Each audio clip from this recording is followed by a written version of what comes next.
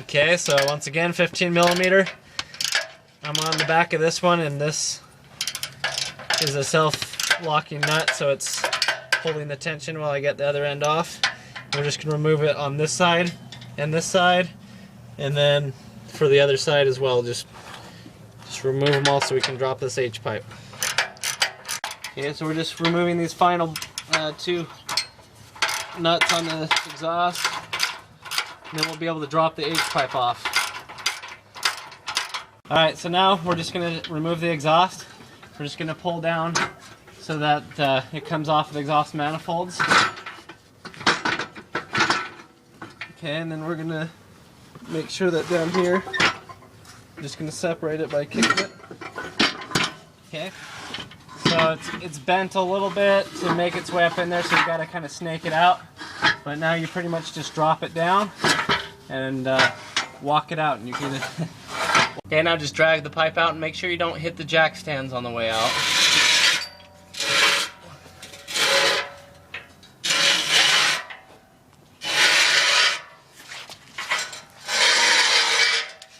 And we'll just set it aside for now.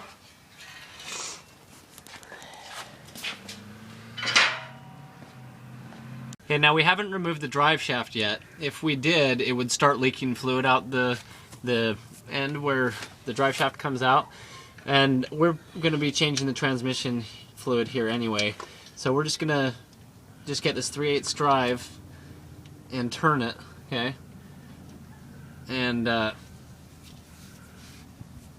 this is the drain plug on the transmission. Once it gets to there, I just like to switch over to a smaller extension, or even just do it with this, kind of keep the mess down. But this is just going to help kind of minimize the mess. So we're just going to drain the transmission fluid, and then we're going to remove the drive shaft. Yeah. Anyway, most of the transmission fluid's out, so for now, just to speed up the process, we're going to put the plug back in. Okay, so now we're going to remove the shifter. To do that, we're going to unscrew the shift knob counterclockwise. Set the shift knob aside. Then we're gonna grab down in there and just pull straight back. Okay, be careful not to break the clips, but just try to pull it straight back towards you. Okay. Next you have a cigarette lighter attachment. Okay. And there's just a little tiny pin that you push, and then you're able to pop that out. Okay, set the bezel aside. Now there's a shift boot here that we're going to remove, and it has 4 bolts, 2 down here, 2 up top. Then, but first actually we have to remove the handle so that the boot can be slid over the top. So we'll get to that part. Okay, so we're going to take our 10 millimeter wrench socket and put it on here to remove the handle, and you just remove the 2 bolts there. Remove the bolts. Remove the bolts, and then take off the handle, and then just kind of make sure that the car is in neutral. Now with an 8 millimeter socket, we're going to be removing these 4 bolts that are on this cover. Okay, so next we're going to lift this shifter boot out, and it's connected to that aluminum piece in which we just undid the bolts. So we're just going to kind of get it out and pull it up over the shifter.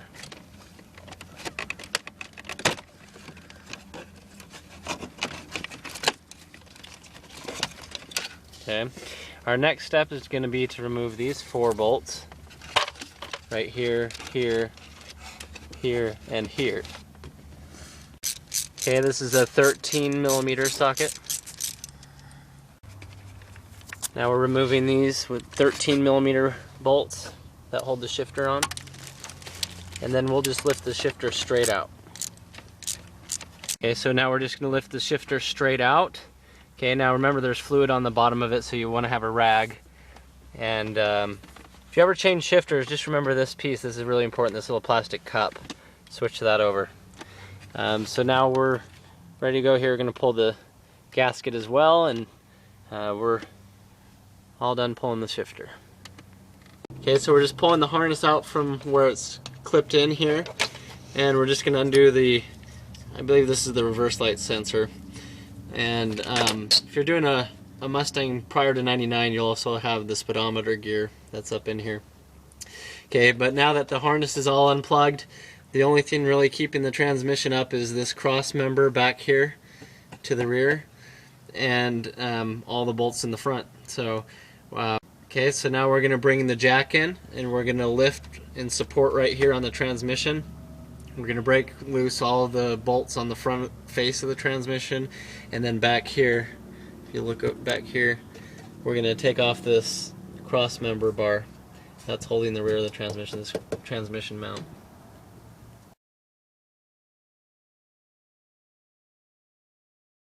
Now we're taking our 13mm and we're removing, there should be 3 bolts on here on the starter. One here, one towards the top, and one back in there. And so we'll just remove those using a 13mm socket. Okay, so we'll just remove the first bolt here on the starter. 13mm. Okay, that's good. Okay, and then we have our 13mm on this other one here. And there should be a third one, and if you're lucky, the starter's been changed before and they didn't put it back in because it's kind of a hard one to get to. But it's also up in here.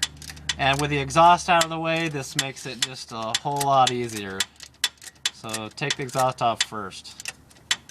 After removing this last bolt on the starter, okay, the starter can just slide straight out. And there's teeth on the starter here, as you can see, and that connects to the flywheel. So you definitely have to have the starter off, but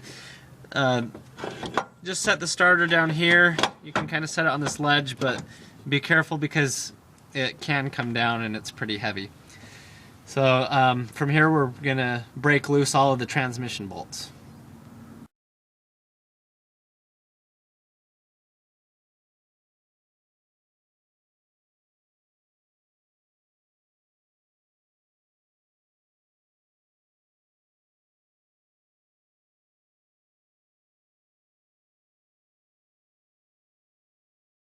Right now what we're doing is just breaking loose all the transmission bolts. Okay, I have a diagram that hopefully I edited into the video to show you where they all are.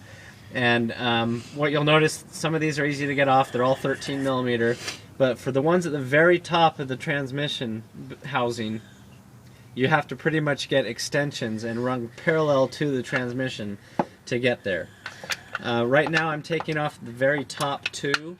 And there's a harness that's holding the O2 sensors. Just follow these O2 sensors up, and at the very top there's a bracket, okay, that we're removing.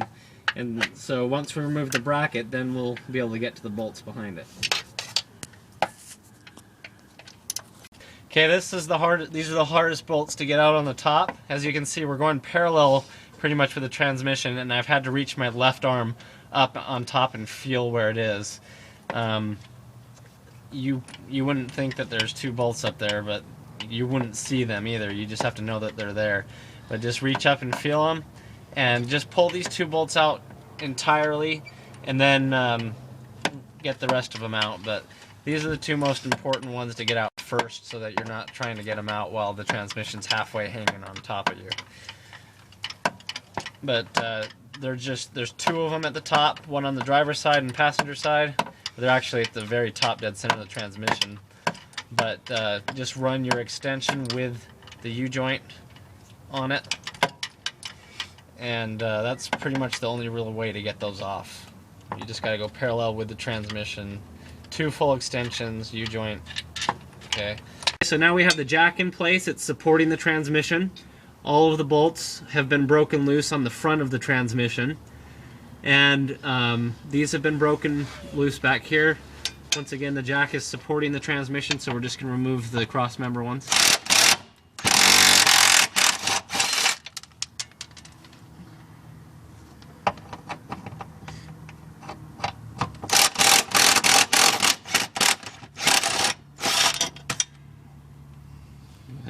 That's good. Okay, so we're going to remove the drive shaft now. Now that it's been removed at the back, all you have to do is slide out the shaft, And since we drain the transmission fluid, we shouldn't have too much of a mess. Okay, so I'm just removing all the transmission bolts, and as I remove them, I'm setting them out in front of the car, kind of in the same pattern in place of where they came out of the transmission, and just to kind of keep all the sizes straight. But anyway, I'm just removing them all by hand, and we have the jack supporting the transmission. The cross member in the rear has been all undone, so this is really the only thing that's holding the transmission into the car. Now I just set the bolts out on the ground how they go into the transmission. These are the two dust shield ones that go frontward towards the back of the car, headed that way. Then if you notice, they're mostly the same size except for there's these two other ones that are bigger. Okay, so they're the ones that are right underneath the very top bolts. So the next ones down from the top are the biggest ones, and then the rest are all about the same size.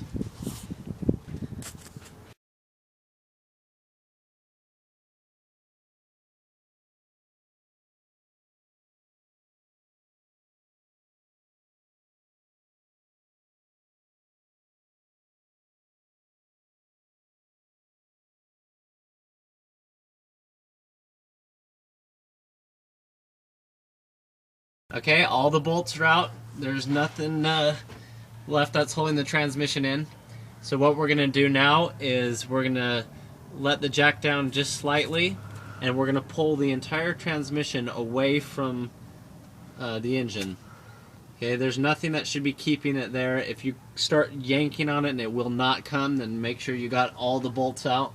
Sometimes there's some that are hiding up in there. But we're just going to move it away from the transmission and let the input shaft on the transmission come out of the... It's going to have to pass out of the pilot bearing through the clutch and then down onto the ground. So when we remove the transmission, the clutch is still going to be attached to the car with the flywheel. Okay, so we just removed the transmission. Okay, we just pulled it away from here. Okay, so this input shaft right here that's in the transmission was back up in here. Okay, it was all the way in here into the pilot bearing. And so we pulled it out and then dropped it down. Okay, so now the clutch and the flywheel are still there, and the transmission is now out of the car. Okay, and here's the throwout bearing. Listen to it. Yeah, that's supposed to spin. So throwout bearing is toast on this.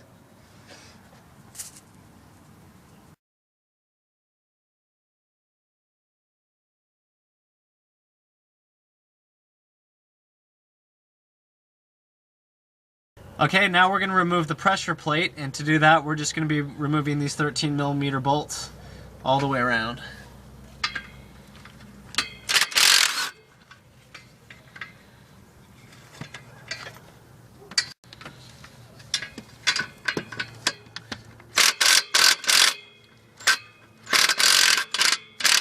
It really helps to have a impact gun, because otherwise you're going to have to hold the flywheel.